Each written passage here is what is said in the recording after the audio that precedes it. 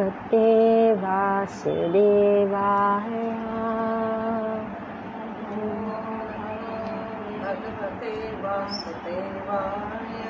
Om Namo Bhagavate Vasudevaya.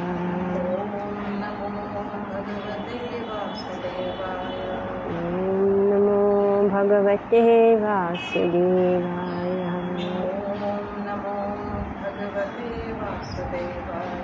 Narayanam Namaskritya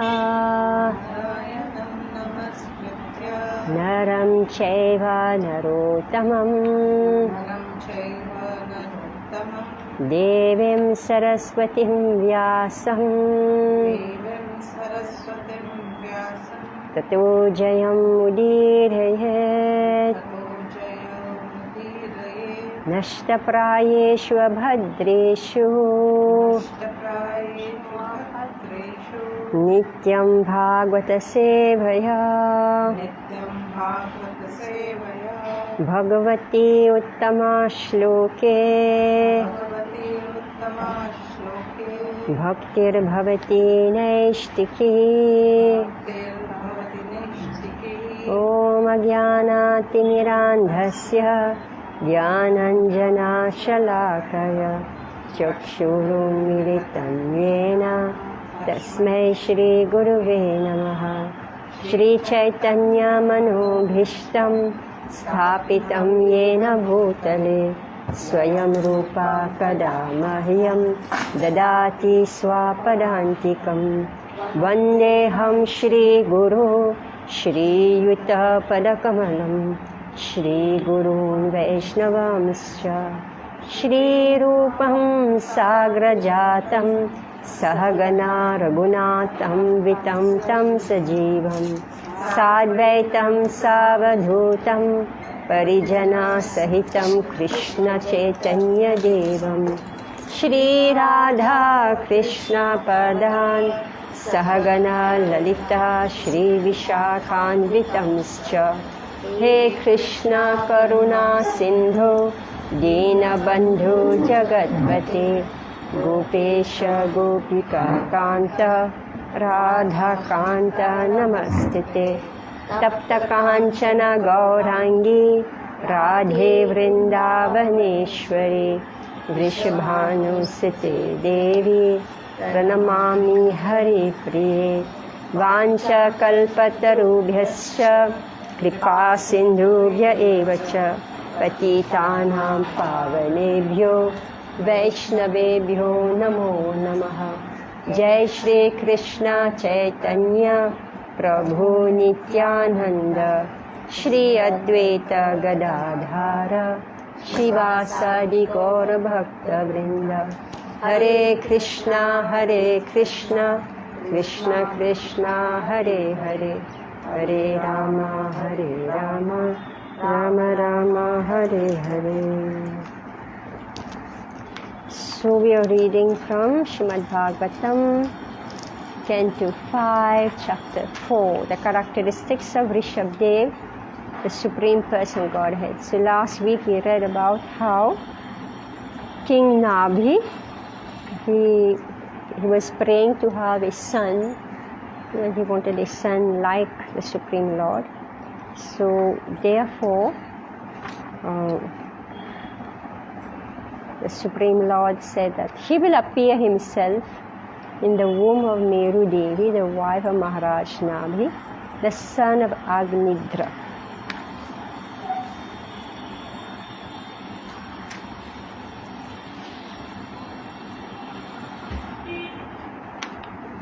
So we are here in chapter 4, characteristics of Rishabdev, the Supreme Personal Godhead. In this chapter, Rishabdev, the son of Maharaj Nabhi, begot 100 sons. And during the reign of those sons, the world was very happy in all respects. So why were they happy? First, when Rishabdev appeared as the son of Maharaj Nabhi, he was appreciated by the people of the most exalted and beautiful personality of that age. So that was the first thing. He was appreciated. His poise, influence. So if you want to know what people appreciate, here's the list. All right? His poise, influence, strength, enthusiasm, bodily luster, and other transcendental qualities were beyond compare. The word Rishabha refers to the best or the supreme. Due to the super excellent attributes of the son of Maharaj Nabhi, the king named his son Rishabh, or the best. His influence was incomparable. Although there was a scarcity of rain, Rishabh Dev didn't care for Indra, the king of heaven, who is in charge of supplying rain. Through his own potency, Rishabh Dev sumptuously covered Janab with ample rain. This happened a few times, right? When Indra didn't want to give, so Krishna, Ritu Maharaj, just bypassed the devas. Right? He has his own powers. He just bypassed him. Upon receiving Rishabh Dev, who is the Supreme Person Godhead, as his son, King Nabhi began to raise him very carefully. After that, he entrusted the ruling power to him, and retiring from family life, lived at Badarika Ashram, completely engaged in the worship of Vasudeva, the Supreme Lord. To follow social customs, Lord Rishabdev for a while became a student in the Gurukul, and after returning, he followed the orders of his Guru and accepted a wife named Jayanti, who had been given to him by the King of Heaven, Indra. So sometimes they don't get along together, but sometimes they accept a wife. That's how it is, right? Isn't it? That's how the world goes on. You don't get along with somebody, but then finally, okay, it's okay, fine, forget whatever it was. You accept a gift. Right? This is our daily life. Family people fight, right? Right? They fight. And then again, it's a crucial decision to fight. I mean, here we were just pondering how great Rishabdev is. He bypassed Indra. He accepted a wife from Indra. He begot 100 sons in the womb of Jayanti. Of these 100 sons, the eldest was known as Bharat. Since the reign of Maharaj Bharat, this planet had been called Bharat Varsh. Rishabdev's other sons were headed by Kushavarta, Ilavarta, Brahmavarta, Malaya, Ketu, Bhadrasen, Indrasprik, Vidarbha, and Kikata. There were also other sons named Kavi, Havi, Antariksh, Prabhuddha, Pipalayana, Abirhotra, Drumila, Chamasa, and Karbhaja. Instead of ruling the kingdom, these 9 became mendicant preachers of Krishna consciousness, following the religious precepts of the Bhagavatam. Their characteristics and activities are described in the 11th canto of Srimad Bhagavatam during the talks between Vasudeva and Narada at Kurukshetra. To teach the general populace, King Rishabdev performed many sacrifices and taught his sons how to rule the universe, the citizens. All right, now comes our verses. Shri Shuka Uvacha Utpatyeva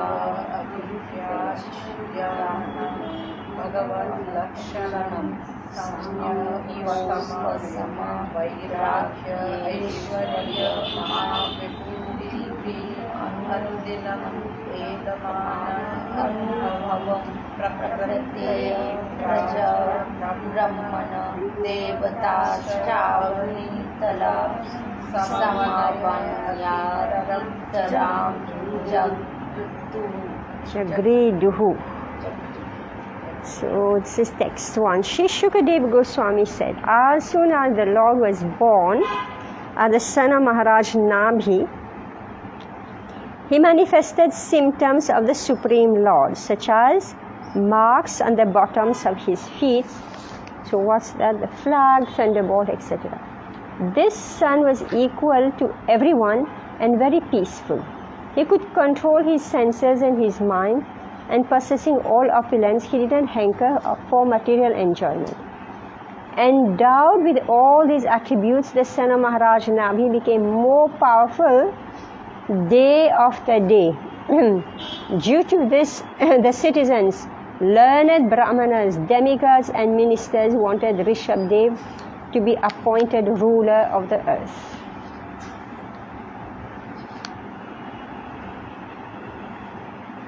Okay. In these days of cheap incarnations, it is very interesting to know the bodily symptoms found in an incarnation. From the very beginning of his birth, it was observed that Rishabdev's feet were marked with the transcendental signs, a flag, thunderbolt, lotus flower, etc. In addition to this, as the Lord began to grow, he became very prominent. He was equal to everyone. He didn't favor one person and neglect another. An incarnation of God must have the 6 opulences: wealth, strength, knowledge, beauty, fame, and renunciation. It is said that although Rishabdev was endowed with all opulences, he was not at all attached to material enjoyment. He was self-controlled and therefore liked by everyone. Due to his super excellent qualities, everyone wanted him to rule the earth. An incarnation of God has to be accepted by experienced people and by the symptoms described in the Shastras.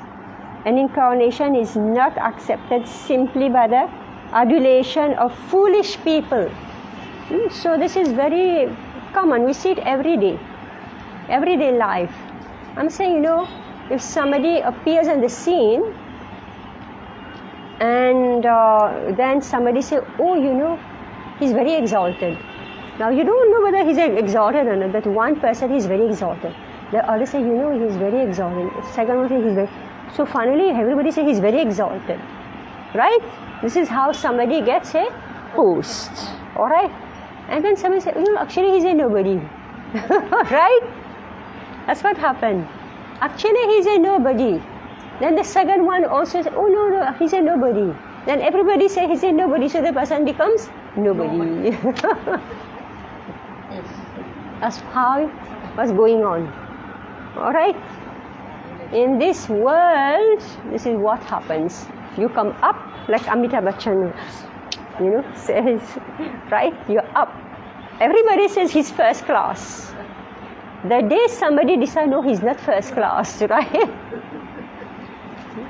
It also depends. Anyway, here, this is how we put up, right, some incarnation. Text 2. Tasyaha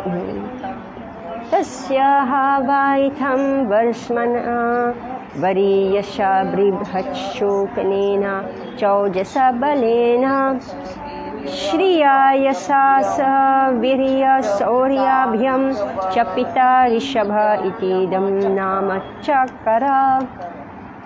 When the son of Maharaj Nabhi became visible, when he became visible, all right, he evinced all good qualities described by the great poets, namely a well-built body, with all the symptoms of Godhead, prowess, strength, beauty, name, fame, influence, and enthusiasm.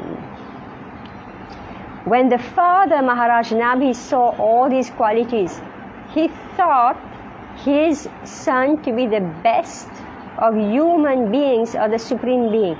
Therefore, he gave him the name Rishabh. Alright? Rishabh. To accept someone as God or an incarnation of God, one must observe the symptoms of God in his body. All the symptoms were found in the body of Maharaj Nabhi's extraordinarily powerful son. His body was well structured and he displayed all the transcendental qualities. He showed great influence and he could control his mind and senses. Consequently, he was named Rishabh, which indicates that he was the supreme living being. So everywhere, only one great quality that is glorified, his ability to do what? Control his mind and senses. Yes, if you're able to control your mouth, right? Yes, this is the main one, right? Vacho Begam, right? If a man or a woman is able to control that tongue, life is conquered, right?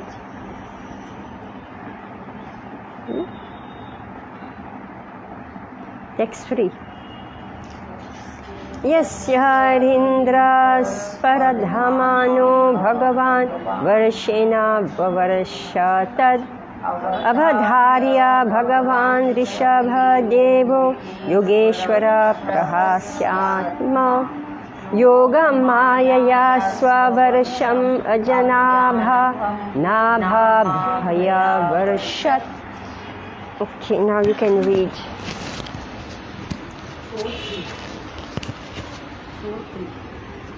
Translation by Divine Grace Srila Prabhupada. Indra, the king of heaven, who is very materially opulent, became envious of King Rishabdev. Consequently, he stopped pouring water on the planet known as Bharatvarsh. At that time, the Supreme Lord Rishabdev, the master of all mystic power, understood King Indra's purpose and smiled a little. Then, by his own prowess, through Yogamaya, his internal potency, he profusely poured water upon his own place, which was known as Agnabha. Purport: we find that Bhagwan used twice in this verse. Both King Indra and Rishabdev, the incarnation of the Supreme Lord, are described as Bhagwan. Sometimes Narad and Lord Brahma are also addressed as Bhagwan. The word Bhagwan means that one is very opulent and powerful person like Lord Brahma, Lord Shiva, Narada or Indra. They are all addressed as Bhagwan due to their extraordinary opulence. King Rishabdev is an incarnation of Supreme Lord and therefore he was the original Bhagwan. Consequently, he is described herein as Yogeshwara, which indicate that he has the most powerful spiritual potency. He is not dependent on King Indra for water. He can supply water himself. He did so in this case. In Bhagavad Gita it is stated, Yagnat Bhavati Parjanya. Due to the performance of Yagna, clouds of water are manifest in the sky. Clouds and rainfall are under the management of Indra, the heavenly king. But when Indra is neglectful, the Supreme Lord himself, who is also known as Yagna or Yagnapati, takes the task upon himself. Consequently, there was sufficient rainfall in the place named Agnabha. When Yagnapati wants to, he can do anything without the help of any subordinate. Therefore, the Supreme Lord is known as Almighty. In the present age of Kali, there will eventually be a great scarcity of water, anavrishti, for the general populace. Due to ignorance and scarcity of yagnic ingredients will neglect to perform yagnas. Srimad Bhagavatam therefore advises Yagna Sankirtana Praye Yajanti Hi Sumedhasha. After all, yagnas is meant to satisfy the Supreme Personality of Godhead. In this age of Kali, there is great scarcity and ignorance. Nonetheless, everyone can perform Sankirtan Yagna. Every family in every society can conduct Sankirtan Yagna at least every evening. In this way, there will be no disturbance or scarcity of rain. It is essential for the people in this age to perform the Sankirtan Yagna in order to be materially happy and to advance spiritually. Yes. So, whenever I ask somebody, what are you doing here in Bombay, what are you doing here in Bombay? Why don't you stay in your village? There's land, grow food. Why does he know water? This is what they say. No water. And I say, why there's no water? So all of you should do yagya, right? That's what Prabhupada is saying here. So many problems in their village. So we sitting here in Bombay, we are eating, right? Everything is coming from the village, from everywhere. And now these people say they're coming here. You can't grow. Why you can't grow? Prabhupada has really made a good fortune of the Bombay people. That we are not starving. And one Prabhupada disciple, he told me that Srila Prabhupada liked Bombay.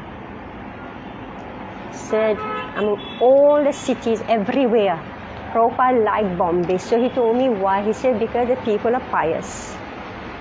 That's why he liked Bombay. What he told me. So, because, more and more, because they're pious, because they come from everywhere, right? So they come here. Anyway, these are all equations, It's like if you are able to survive here, it means that there is some piety. That's why you're able to get what you need. Right? So this, when we don't need water here, right?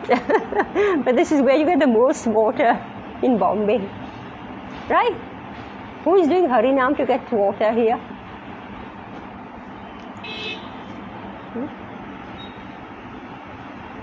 If we would flatten out Bombay, right, then we can grow food. Otherwise, it's all going on the buildings, right? I just heard I heard Radha Govind Maharaj. He said that the Vedic Varnashram system, that everybody live in the village. Everybody live in the village. Only the administration is in the city. And that city will not be more than 50,000 people. I heard that sometime, because I'm curious, all the time I'm curious about, because we read so many things and it's like out of context, you can't imagine what it is. So I heard Radha Govind Maharaj say this, Then I just saw a documentary. So he said that when, from across this Sindhu river, I don't know which country is, no, not before Pakistan, before the invasion. Yeah, that other country, Afghanistan, I don't know, those people around that area. So what happened, when they cross the Sindhu river, they came in that valley, they didn't see any palace. Alright? They didn't see any palace. So therefore they thought that these people don't have a ruler.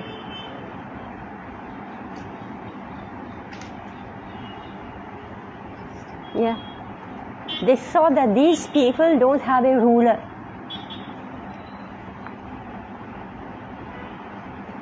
And this person, these are all scholars, like all academics. They're giving so many history of civilization and so on. So then he explained how intricate that Varnashram society was. So scientific, so intricate, that everybody could live. Like it's described here, they're prosperous, they're happy. Because it requires intelligence. How do you organize a society? And that organization is given in the Vedic Shastra. It's not man-made. Right? It's not man-made. It's given organization of a society, meaning where's the village, where's the city, what do you do in the city, right? So now what did we do? We throw away all the Shastras, right? So we start inventing our own thing. Those who don't know, this is the meaning of civilization. Varnashram system means you're civilized. But when the civilization got broken, right, you become uncivilized. So what do? You live like uncivilized people. So you don't know how to organize yourself. So that's how all these cities came up, piling up. There's almost 2 crore of people in Bombay. Almost 2 crore people. Is it the most densely populated city of India? City of dreams, no Mataji. Everybody finds it.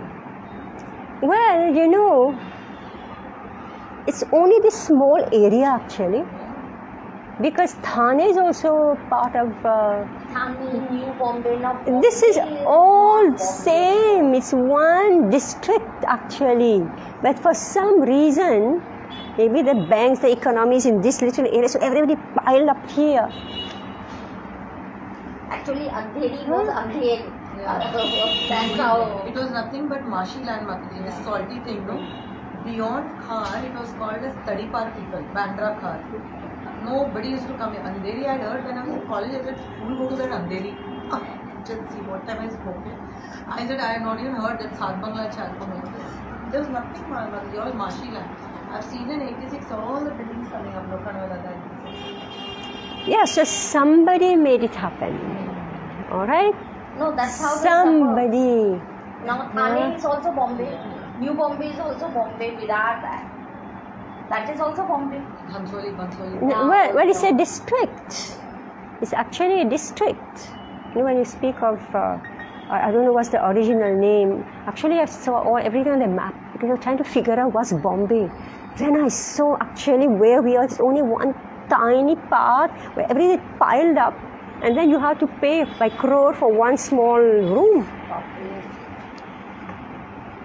That's so expensive. Right? So, anyway, Rishabdev was not like this. So, because he was so successful, what happened? What happened in verse 3? He was so successful, therefore, what happened?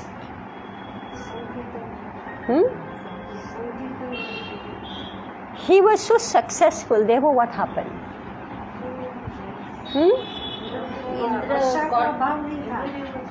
Yeah, Indra became envious. That's the problem in the material world, right? As soon as you become successful, immediately somebody becomes envious. So it's happening here on our earth, and it's happening Up also. everywhere. All right, and he's God, right? Right? So just imagine. He's Rishabdev. He's Rishabdev. He's incarnation of God. Incarnation of God, and somebody who thinks I'm of equal status, right?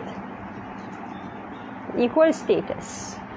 So he became envious of it, of him. Oh my God, who wants to live in this world? Not me for sure. There's no peace. There's no peace either in your small household or in the Rishabdev's household, right?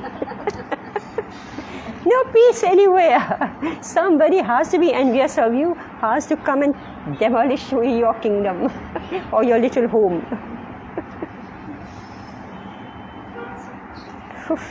So therefore, therefore we have to be Krishna conscious. There's no other choice. We have to be Krishna conscious. Text 4.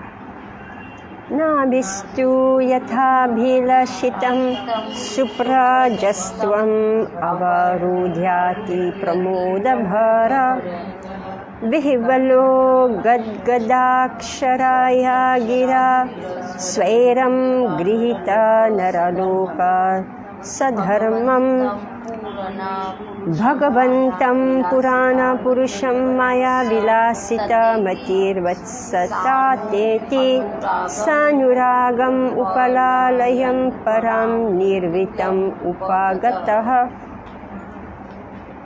Due to getting a perfect son according to his desire, King Nabhi was always overwhelmed with transcendent bliss and was very affectionate to his son. It was with ecstasy and a faltering voice that he addressed him. My dear son, my darling. This mentality was brought about by Yoga Maya, whereby he accepted the Supreme Lord, the Supreme Father, as his own son. Out of his supreme goodwill, the Lord became his son and dealt with everyone as if he were an ordinary human being.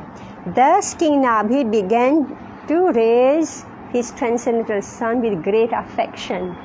and he was overwhelmed with transcendental bliss, joy, and devotion. The word Maya is used in the sense of illusion, considering the Supreme Person Godhead to be his own son. Maharaj Nabhi was certainly in illusion, but this was transcendental illusion. This illusion is required, otherwise how can one accept the Supreme Father as his own son? The Supreme Lord appears as the son of one of his devotees, just as the Lord appeared as the son of Yashoda and Nanda Maharaj. These devotees could never think of their son as the Supreme Person Godhead, for such appreciation would hamper the relationship of paternal love. X5. Vidita Nuragam Apora Prakriti Jana Padu Raja Nabhir Atmajam Samaya Setu Rakshayam Abhishitya Brahmene Shupanidhaya Saha Merudevya Vishalayam Prasananipunena Tapasa Samadhi Yogena Naranarayanakyam Bhagavantam Vasudevam Upasina Kalena Tanmahimanam Avapa. Okay, Jivahuti. Hare Krishna. King Nabhi understood that his son Rishabdev was very popular among the citizens and among government officers and ministers.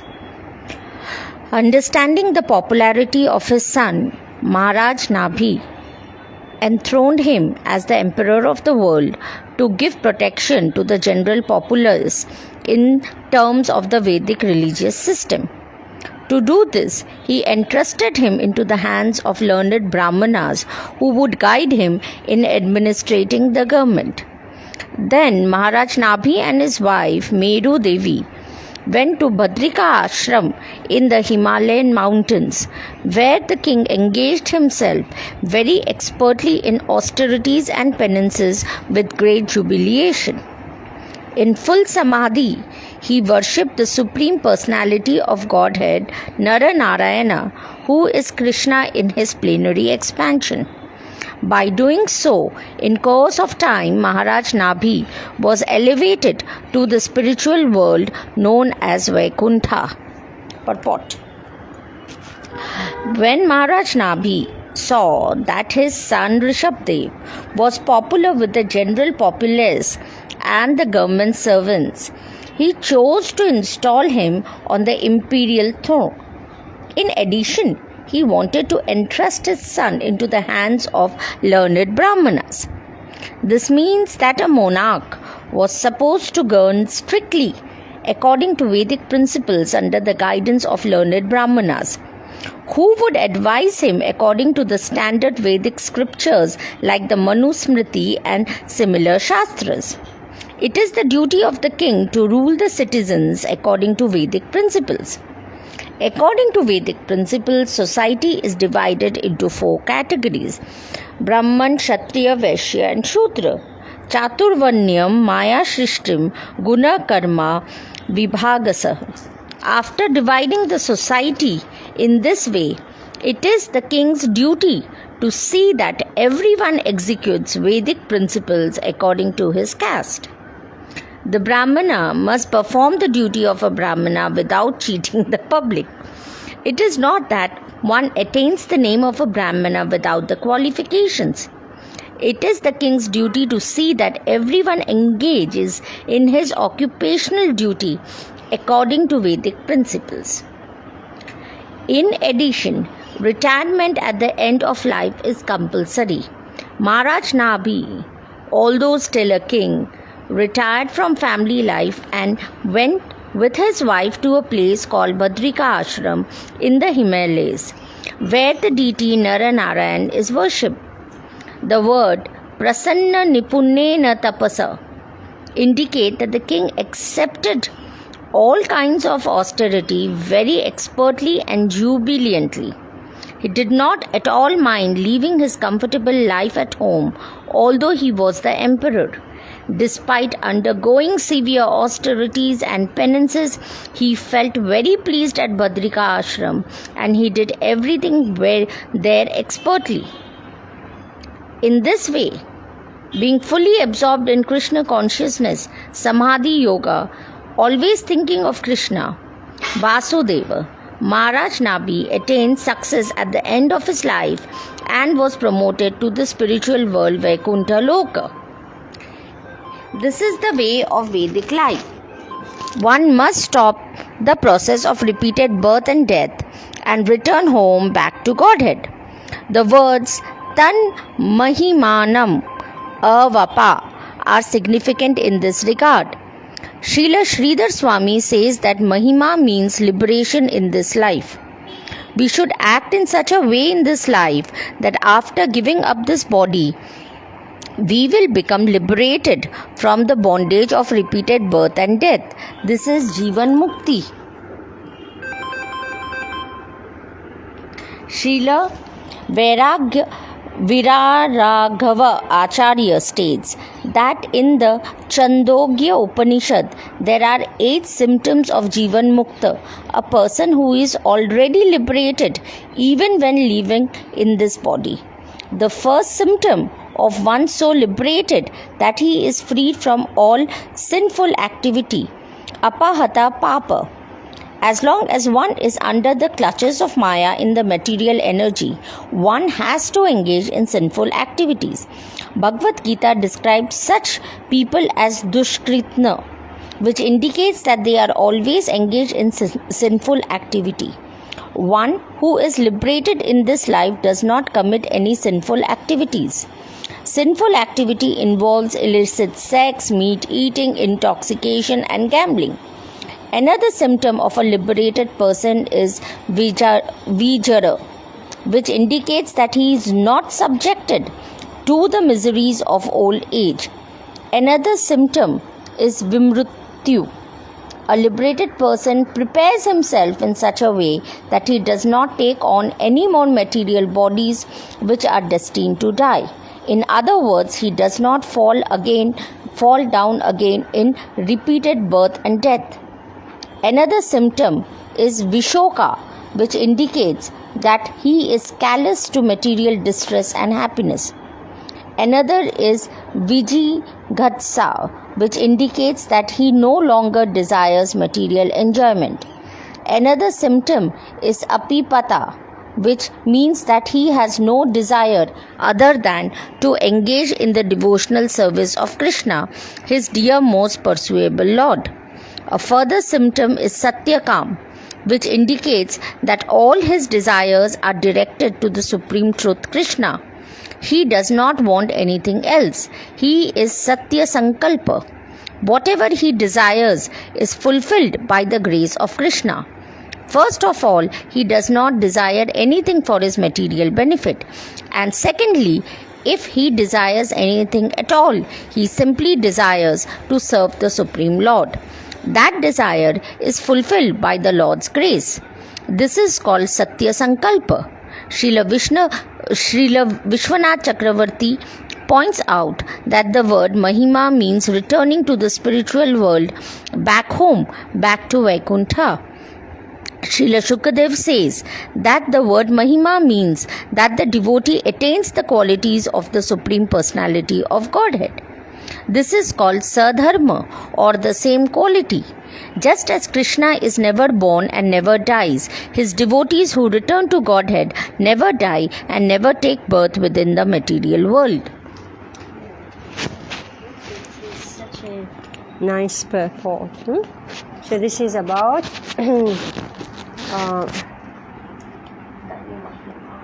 yes. So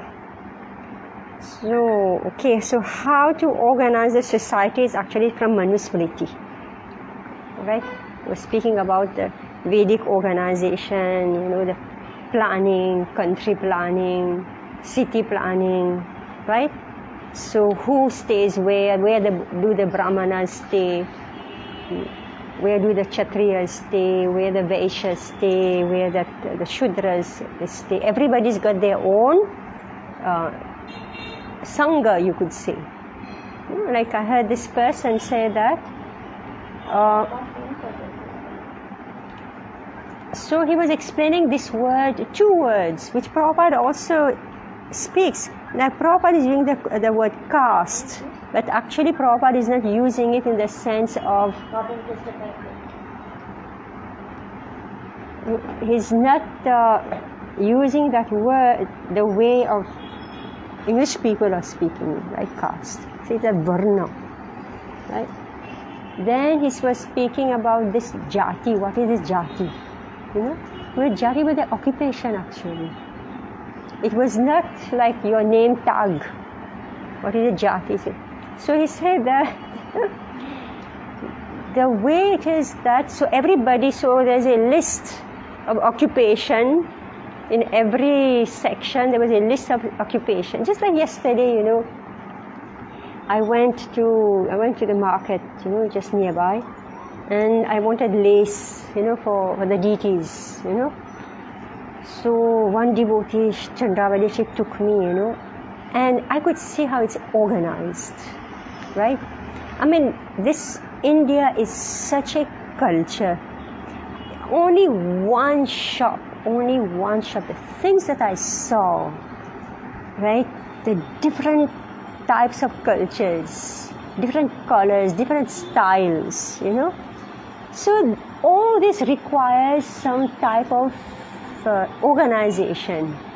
And it was just a few boys there, young, small boys, the way they do their work, right? I would never be able to do his work, isn't it?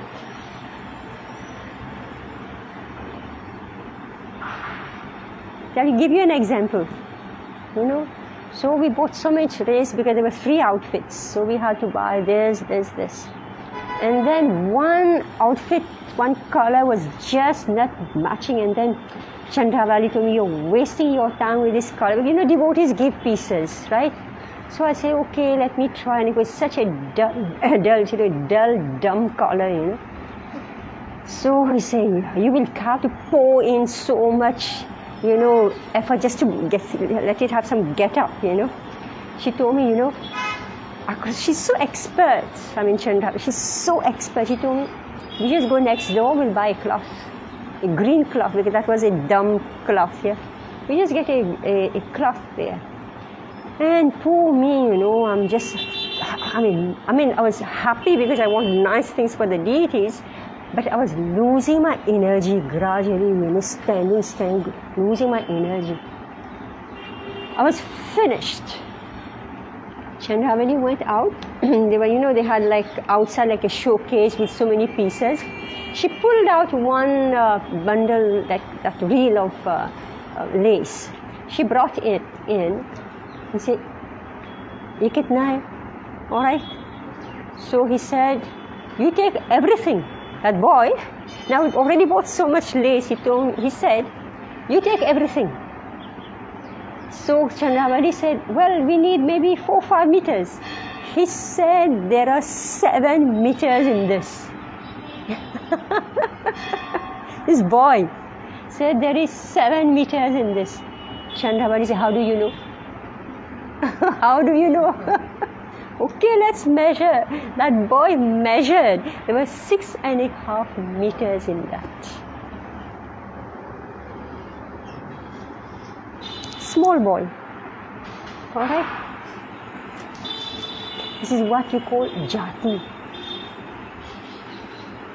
Alright?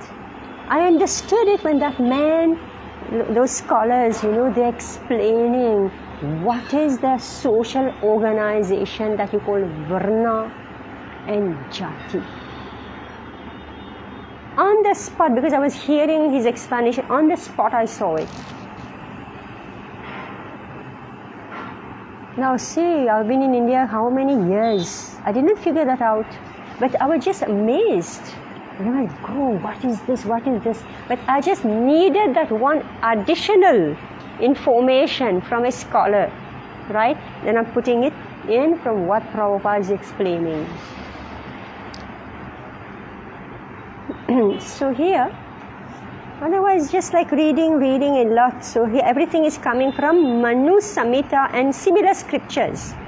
So how Brahmana should behave, how Kshatriya should behave, how Vaishya should behave, and how the Shudras should behave. Alright. Where do they live?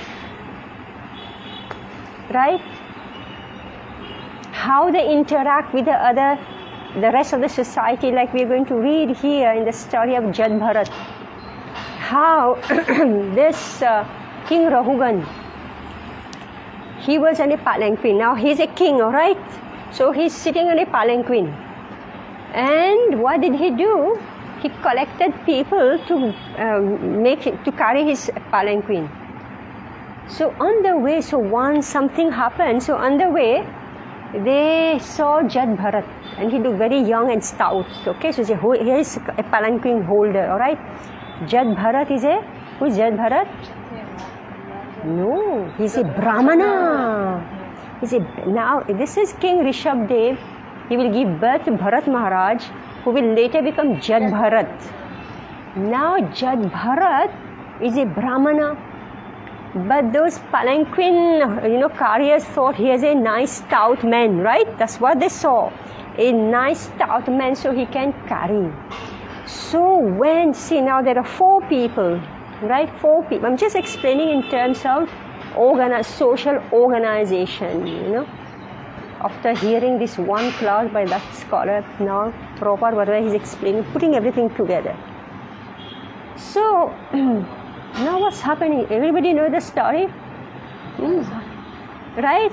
So what's happening is that he's one, there are 3 there, and then what's happening? When he's walking, what he's saying? Oh, I shouldn't step on an ant. He doesn't just walk, like as if he's like Hiranyakashipu walk on the street, let me crush down everybody. Let the earth tremble. You remember Hiranyaksha? Let the world tremble when I walk. Right? He's a Brahmana. He's a Brahmana. So he's very careful. One step, an ant, so he will avoid. So here are 3 Shudras carrying the palanquin, and he is a Brahmana. And who's sitting inside? A king. A king going this way, that way.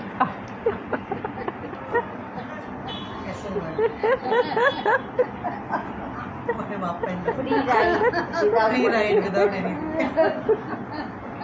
So the poor king inside. 3 varnas are there, right? One is a So this Kshatriya king is supposed to be carried by 4 Shudras, but one of them turned out to be a Brahmana. So Prabhupada explains, there's always imbalance when you put a Brahmana and Shudra together. There's always imbalance. The Shudra can't figure out what is this Brahmana about. And this Brahmana is thinking, what a fool. But Mataji, in current age, you have all these Dalit girls and all that coming up, and they are passing the UPSC exam, the IAS, the IPS. I don't mean that everyone in their community is that high flyer, but at least 1 or 2 turns out to be exceptions. Okay, now I heard about the Dalit, because that question was also asked. I wrote Dalit and something else, some other, something. So that man explained who they are. It's pathetic. Pathetic. See, even you don't know. I didn't know. I keep on hearing. I don't know what they are, These are people who, when India was conquered, alright, when India was conquered, these are the people who fought against those invaders. They were high class people. They were Kshatriyas. They fought. They had power, they fought. But they were overpowered. Alright? They were overpowered, they were captured. were captured and then left out in isolated places. They were left out in isolated places. Live or die. So what it is, meaning that these were not, what we believe them to be. So they became absolutely poverty stricken. And their generations, whatever it is, they continued on that, and gradually, because all the misunderstanding, what is varna, what is jati, what is this, what is that, the whole social system gradually just crushed them down. So that's why when they're given the opportunity, the real self, the real ability comes out. Comes out. So it's not that. So that's why we don't. Why Prabhupada is saying open class, right? Why he open class? We go in Maidan, right? In Lokhandwala Maidan, right? Rath Yatra, open class. Good reason for it. Actually, Bhagavad Gita, Bhagavatam cannot be understood unless you're a Brahmana, right? Unless you're a Brahmana. You can't figure out Bhagavatam. Just say, even all of us, did we know there is a social organization? Did we know who are these people? We didn't know. Only keep on hearing. So why Prabhupada says open Bhagavatam classes? Because we don't know who's a Brahmana in that crowd. That's why Prabhupada open Bhagavatam. You don't know who's a Brahmana. And that's how we have picked out all the devotees, right? So if we look at ourselves, we don't know who we are, what we are. But inside, right, that's red. In one family, one is Brahmana, one is Kshatriya, one is Vaishya, one is Shudra, in one family. Right? Because of all this mess up. So here, which verse is it? My page turned. Okay, 5. So here, King Rishabdev,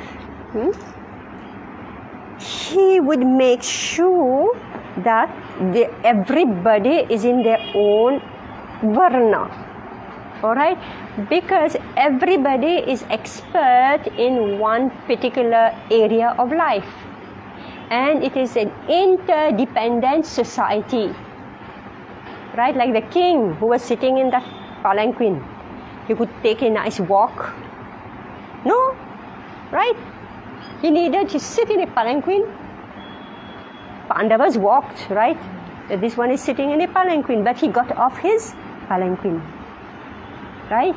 When he understood that he is dealing with a Brahmana, Paramahamsa, he got off his palanquin immediately. Immediately he got off. Right? Because he's trained that what to do. As soon as you sit in a palanquin, immediately you become king. So all your hankar comes out. You forget who you are. Right? What to do? This is the nature of the conditioned soul. Right? So why are we hearing all this? So that we beware. We don't know when our Asura Bhav will come out, right? Right? All divine here, but we don't know when. It just comes out. So this is very important. This, according to Vedic principles, society is divided into 4 categories: Brahmana, Kshatriya, Vaishyas and Shudras. Chatur Varnyam Maya Shristam Guna Karma Vibhagasaha. After dividing society in this way, it is the king's duty to see that everyone executes Vedic principles according to his caste. Actually, it's according to his Varna. So this person, see, there were few people on that discussion, so they explain where that word caste comes from. This is actually a Portuguese word. Yeah, it's casta. So when the Portuguese conquered Goa, so naturally they just smashed the whole, so many temples, everything they smashed there. And they set up their own system now. They can't understand what is this civilization, right? So they put in their own civilization, so-called. So what is it? Their civilization means it's a blood lineage. It's a blood lineage. Whereas Varna is according to qualification. So their whole system is, my father, your father, it goes on like this. So they put the whole system in Goa. And this is where it started and then it spread. Kasta. Now because we familiar with this word caste, but actually should be Varna. But Prabhupada is taking a lot of trouble to explain that word, Varna. One whole paragraph is explaining about it. Varna means your color. What is your color? We have discussed that many times. What is your color? Right? What? Yeah, what are you? What are you? Right? I'm not speaking of skin color. Well, that also. But what is your aptitude? So, a Brahmana must perform the duty of a Brahmana without cheating the public. Right? So pathetic. I have this girl, she told me she will not get married. Say why? She's from Brahman family. Alright? I will not get married. So why? Because they want to marry Brahman, right? She said, in my community, people put on the tilak, they put on the kantimala, they go and read everybody's horoscope. But then what do? In private life, what do? So just to earn your living, you appear like a Brahmana with no regulative principles, right? So here it is. So a Brahmana must perform the duty of a Brahmana without cheating the public. So that's why when the Brahmana they cheat, then the others they throw him out. So that is why Srila Prabhupada is saying that he is preaching, he is giving all these books in order to recreate the section of Brahmanas. Right? Recreate the section of Brahmanas. You know properly what is what. Again, somehow, I guess the AI, if somebody says Google, when you have one, then everything comes out. So Google figure out that I like to listen. So they send me one more lecture. Now, what was that? Astronomy. I mean, good. There's some good things, right? That was an astronomy. I'm just speaking of the Vedic system. How scientific, because I'm reading the book, when I'm seeing it, I'm able to identify what it is. So, God, now what the title, they're also very good with the title. So what was that? Agastya. Who is not interested in Agastya, right? Agastya, and especially, my doctor gave me one was like a medicine. A medicine, it's like a jelly type, not jelly, like a chutney type, like Chyawanprash, and it's called Agastya. Agastya Rasayam or something like that. Agastya, okay. And everybody knows Agastya, right? Agastya Muni. So, Agastya and then some other thing, Nakshatra, right? So this girl, I'm just explaining how this Vedic society is organized. So it was a girl. It was a girl who was making, a lady, who was making that presentation. And I was listening to her, I was just liking her. I could see she's a Brahmana, very soft. I mean, you need brain, right? You really need brain to go into all this astronomy, to study all this. So I said, this girl must be a Brahmana, because it's not possible for you to, because she's speaking about Agastya and then the stars is astronomy. There's so many stuff she's relating. She read in Mahabharata, and then she read in Ramayana, and then this. We also are going to read all this, Jambudvipa, all that. Okay? So this girl, obviously she's smart. She's very intelligent. Not smart, she's intelligent, right? And then so it was a 2-hour lecture, session. Then I say, okay, now what is she going to speak? Because after an hour or so, she stopped speaking. I'm just speaking about the Vedic culture, all right? Then, wow, because now the camera was off her, then it came to the audience. And of course, this man took the mic. And he put a question to her. See, with us, even though we may be Matajis giving classes, we are able to answer the questions because we are reading line by line Prabhupada, right? We are studying and we are doing things. She's making a presentation on astronomy, which is highly debatable. You understand? Highly debatable because it's like science, right? And I thought, and this man took the mic and rough and tough, asked the question. And I thought, oh my God, this is not fair, I said, how will this girl handle this? I'm looking, and then I say, and he asked tough things because they're very controversial. And he wasn't sparing her, all right? Then, so she answered very soft and gentle, but, knowledgeable. Then another man took, and then finally what happened, I saw another speaker taking the mic, all right? And I realized that this girl actually had somebody, a male scholar, all right?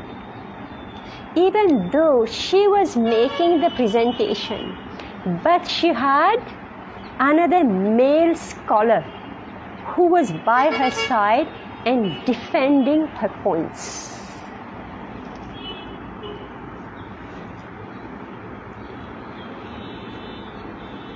All right? So if you want to know where the women fit in the whole Vedic society, here in front of my eyes, right? So it's not that they didn't have opportunity. Of course, I don't think that in previous ages they would just go out like this. But yeah, I did read some of this philosophical debate. Yes, in some of this philosophical debate, some of these women, oh yeah, it comes in cartoon and all that, right? These philosophical women, they will just sit there and they will debate with the other men, but they are rare. So, everybody, Brahmana woman, that she had a position and she had a protector. So he matched up with all these men. So this is, I always tell the women, don't discard your husband thinking he's useless. Always say this. Whoever Krishna has given you, right, you should know value is there. You cannot perceive. But here, this is, anyway, speaking of, see, everything here is about man, right? Brahmana, Kshatriya, but I'm speaking about the woman. Where she fits in. So it's a very, very scientifically, intelligently organized society.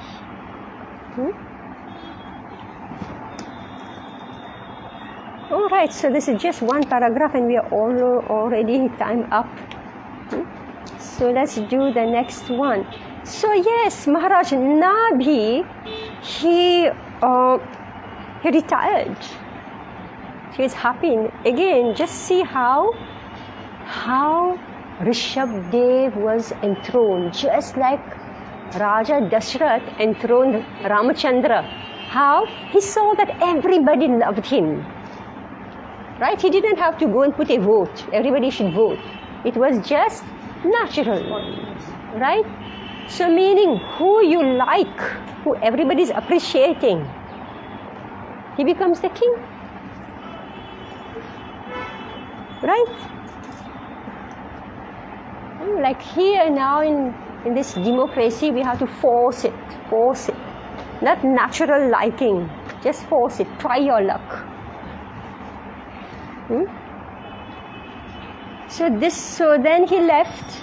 Maharaj Nabhi was peaceful, so he jubilantly went to do his austerities in Badrika Ashram, and then he was completely absorbed in Krishna consciousness.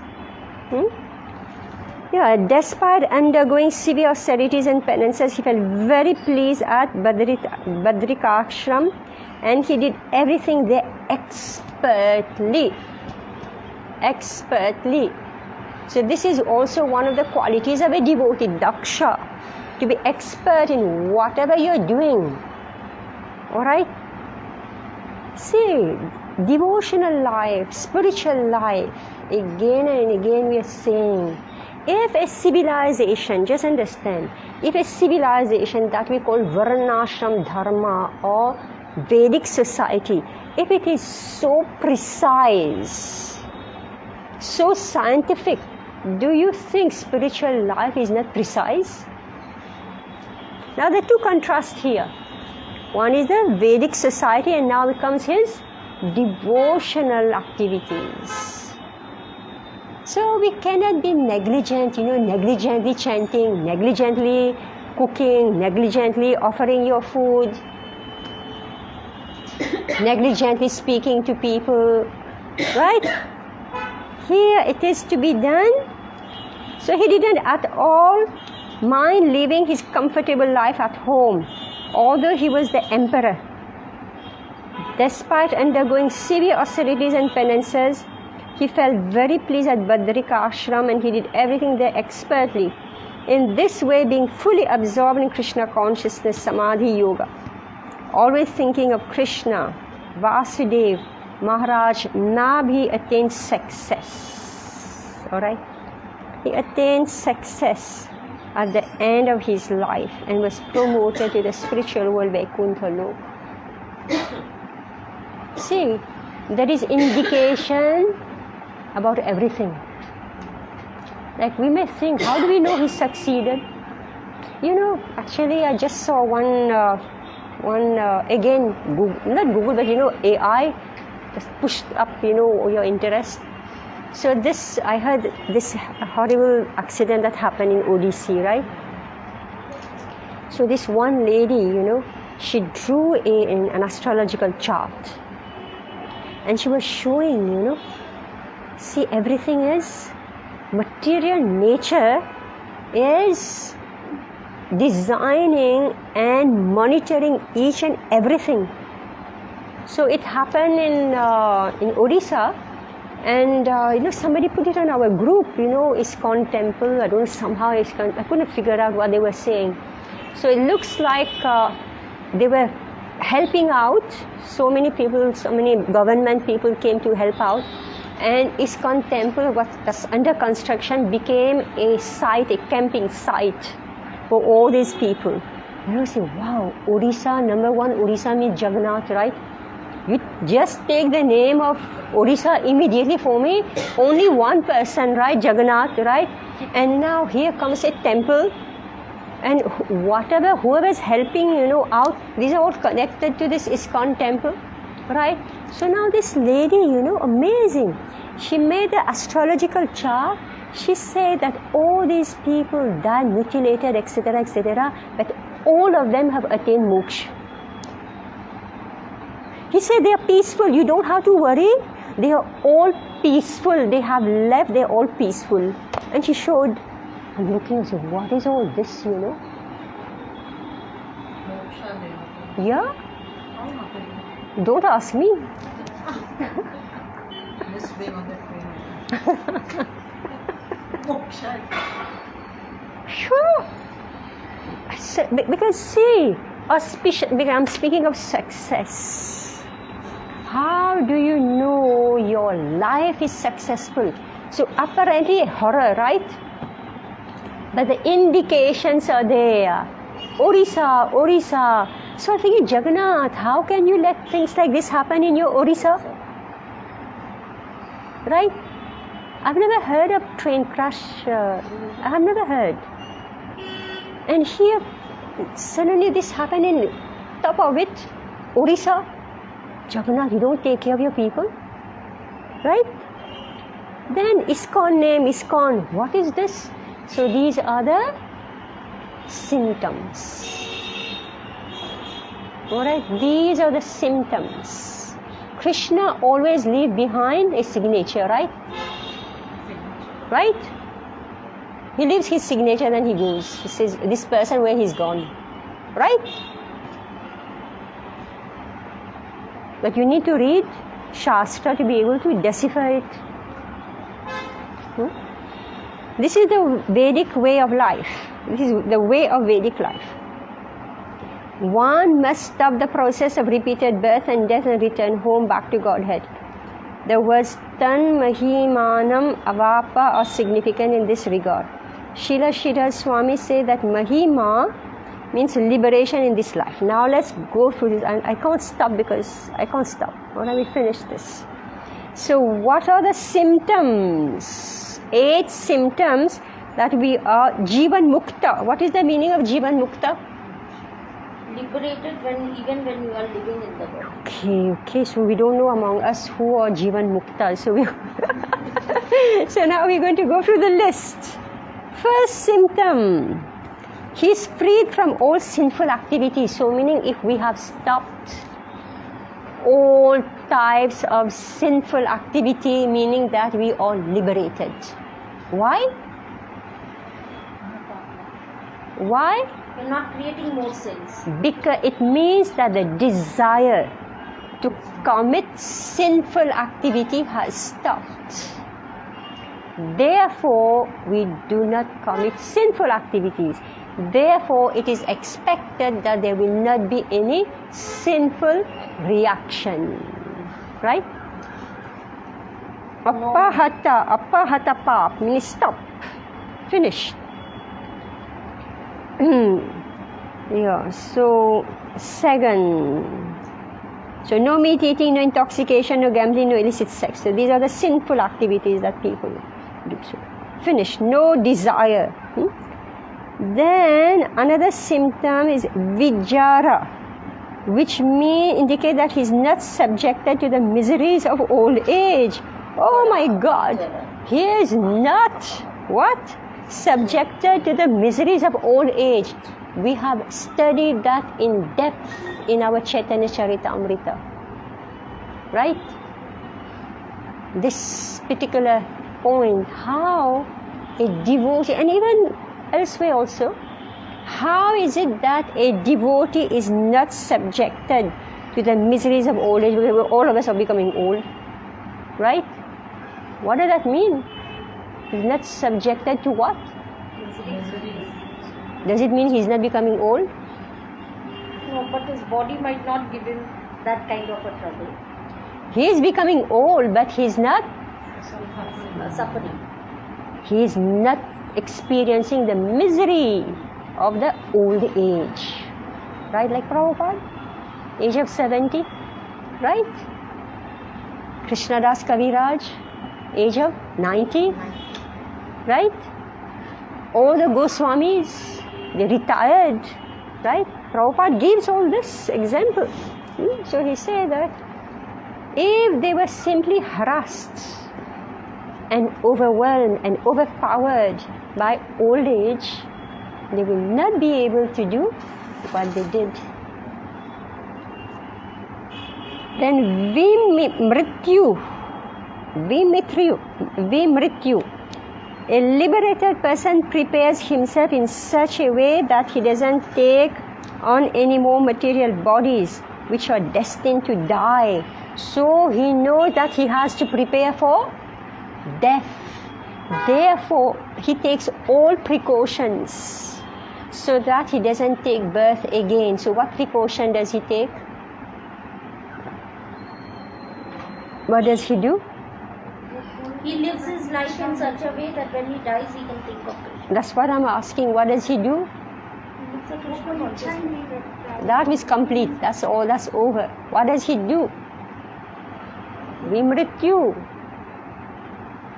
I read it again.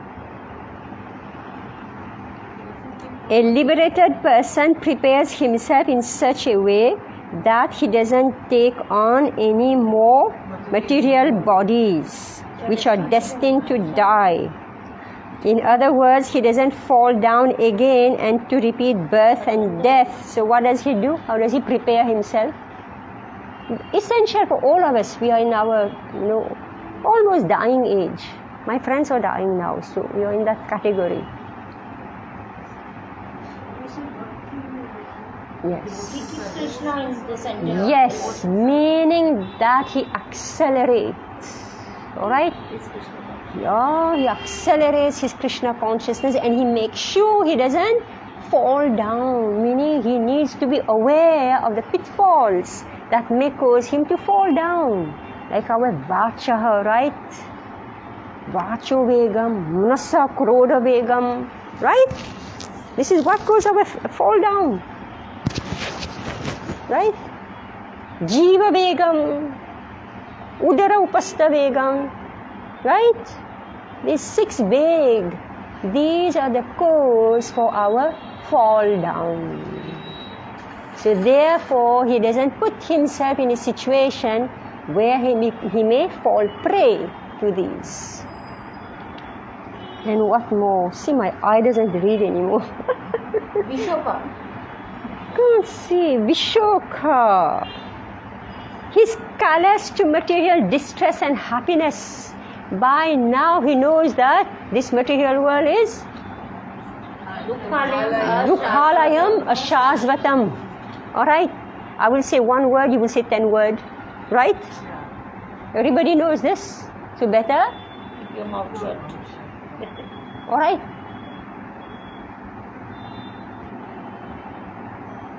Callous to distress. So it is going to come. Everybody will come and tell what's going on. Right? Callous. They say, oh, you don't care about me. Right? You don't care whether I'm happy or I'm sad. Right? Callous his own and others. Meaning it's not that he doesn't care, but he looks callous. For himself, it's okay. It's okay. Adhyatmik, Adibautik, Adidevik. Right? He knows this. For others, he may listen, he may say something, but after some time, not interested, live your life. Because you have to learn how to become Jivan Mukta. Have to learn how to become Jivan Mukta. Another is Vijighatsa. Okay, which means he no longer desires material enjoyment. So therefore there is no planning. Alright? No planning.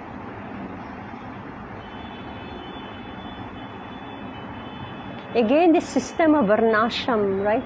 System of Varnashram. Like I'm hearing Prabhupada's lecture actually. So he was explaining how who goes to school, who's eligible actually to go to school. So among those 4 Varna, 3 go to school. The Brahmana, Kshatriya, Vaishyas. Anyway, everybody who's teaching here knows if you put a Shudra there, he will come for 1 day, 2nd day, 3rd day, he will disappear, right? Yes. Alright, so don't waste your time. So who goes to school? The Brahmana, the Kshatriya, the Vaishyas. They will go to school. And so the teacher, between, Prabhupada is explaining that between 5 to 10 years old, this is Gurukul. everybody's taught shloka, whatever is need to be taught, everything. From 10, 11 to 15, 16. This is what Prabhupada called a Varnashram college. Now you go to college. There you will learn further. You will learn further the Brahminical learning, and then you will start to distinguish. The colors will separate, right? Isn't it? All right. The colors will start to separate, and naturally they will start falling off. Then you will know this is a Vaishya, so his education is over. Go home. Then next will become the Kshatriya, right? And he requires a different type of training, right? So the Vaishya, he will be taught in honesty, no greed, right? The good quality is no greed, honesty, giving in charity, doing the yajna. He'll be taught all this, and we, right? Because of the Gurukul training. And it's going on and on and on by tradition, right? Then come the Kshatriya. This is where Mahabharata, reading Mahabharata is very good if you want to know training of Kshatriyas. Alright? Then that also will move out. Who's left? The Brahmanas. Then among the Brahmanas also, who will leave the Gurukul and go and enter Grihastha ashram, and who will continue and stay as a Brahmacharya. Right? So here, liberated soul, Vijigatsa, which indicate that he no longer desires material enjoyment. Alright? Another symptom is apipata, which means that he has no desire than to engage in the devotional service of Krishna. He is the most persuadable Lord. So see how it's going higher and higher and higher. This Jivan Mukta, right? It's going higher, higher, higher in its symptoms. We've come now to the point where his desire is only to serve Krishna, please Krishna. A further symptom is Satyakama. Just see, it's amazing. I never read this before. Which indicate that all his desires are directed to the Supreme Truth, Krishna. He does not want anything else. His Satya Sankalpa.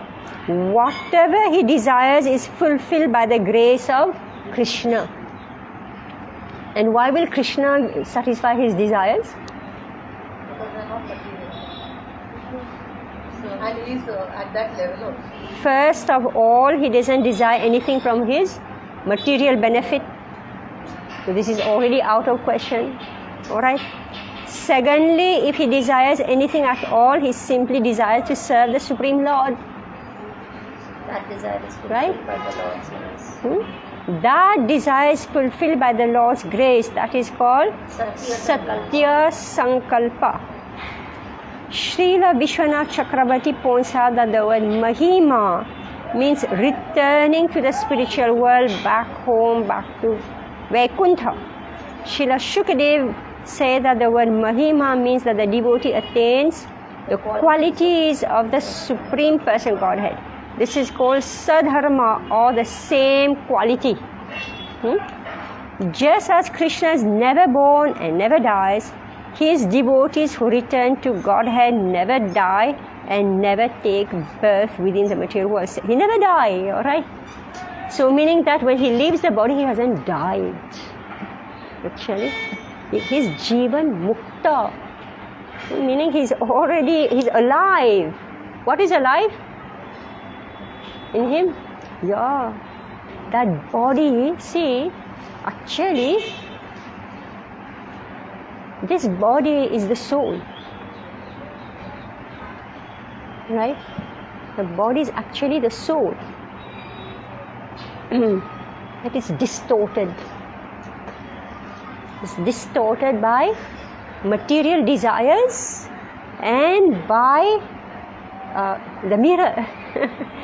You know, mirrors distort your body. The mirror of illusion, material energy, it distorts your real self. So when you become Jivan Mukta, your real self gradually is becoming manifested. Because actually there is no difference between the body and the soul. You are just wearing a body.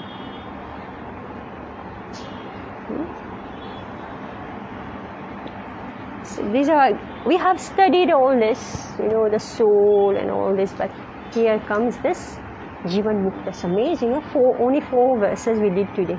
4 or 5, I don't know how many we did. So No, much. but this verse was quite exhaustive. Yeah. Yes. But you explained it so well. Yeah. It's beyond. I'm saying I couldn't imagine that there's so much of depth in this. Yeah. Exhaustive था ना ये वाला last. हाँ, ऐसा लग रहा है marathon भाग के Yeah. Gita Mataji's sense of humor is always. I don't know whether sense of humor.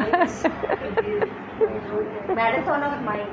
Mataji is coming Wednesday. If you guys come home, then I am going to get Mataji. In here.